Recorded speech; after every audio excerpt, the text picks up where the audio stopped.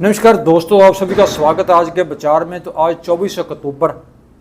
तो आज का मुख्य विचार है कि विचारों को दबाने के लिए राजसत्ता, तानाशाह और कट्टर जुनूनी लोग शक्ति की ताकत का इस्तेमाल करते हैं, जबकि विचारों का सही फैसला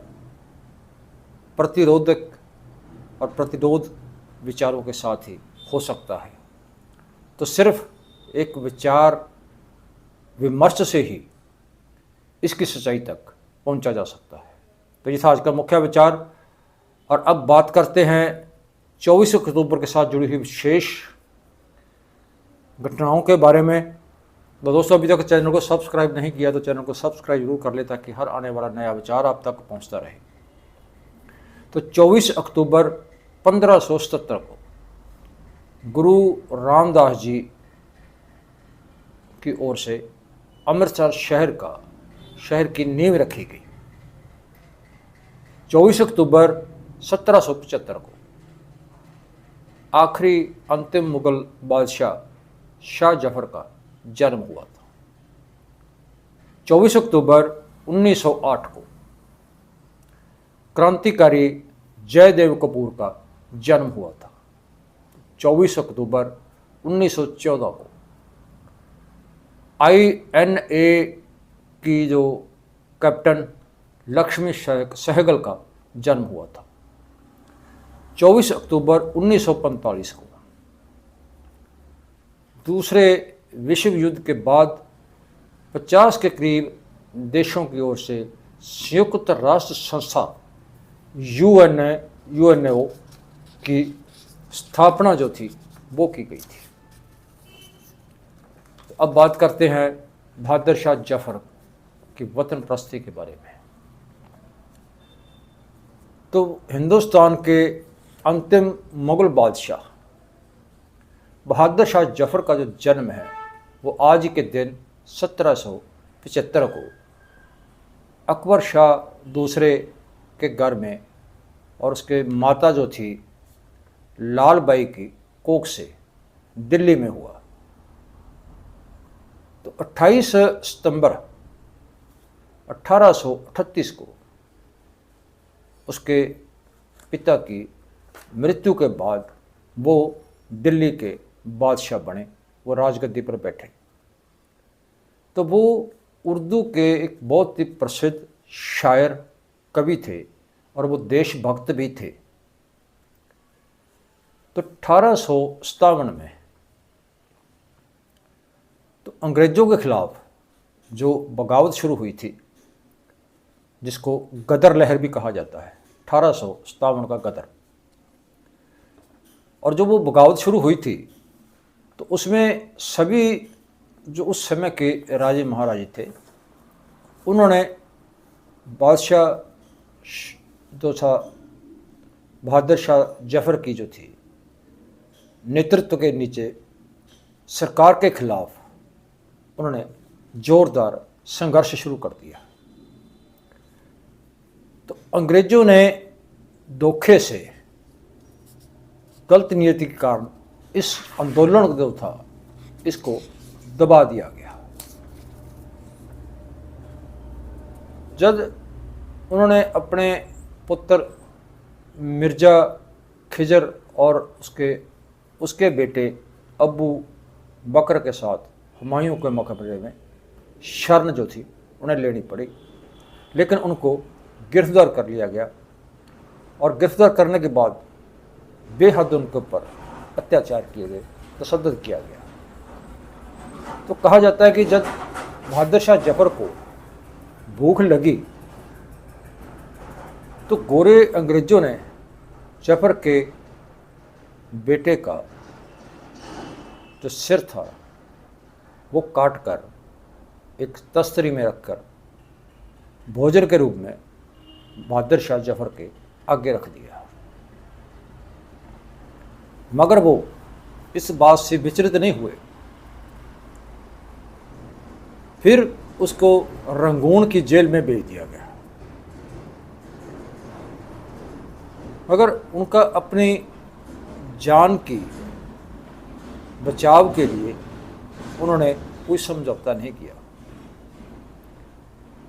बल्कि उन्होंने उनको चेतावनी देते हुए कहा कि हिंदियों में पूर रहेगी जब तक ईमान की तख्ते लंदन तक चलेगी तेरा हिंदुस्तान की।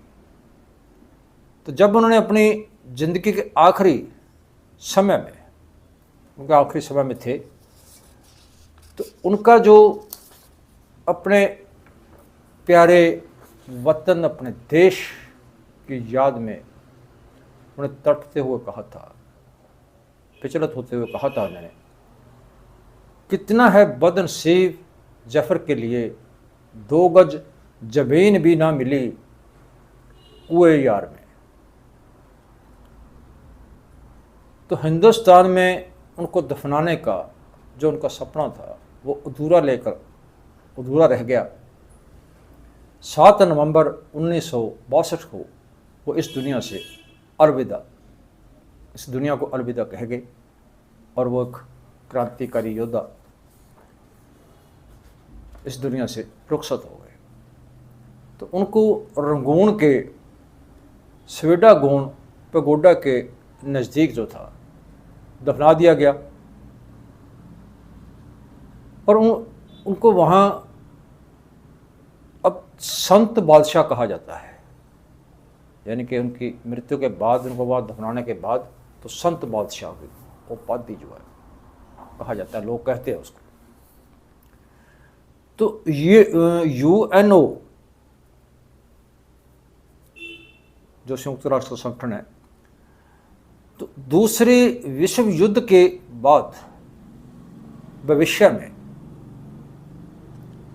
फिर विश्व युद्ध को रोकने के लिए, कि और विश्व युद्ध ना हो, उनको रोकने के उद्देश्य से और उनको रोकने के लिए 24 अक्टूबर 1945 को तो 50 देशों ने एक संयुक्त राष्ट्र संस्था UNO की स्थापना की।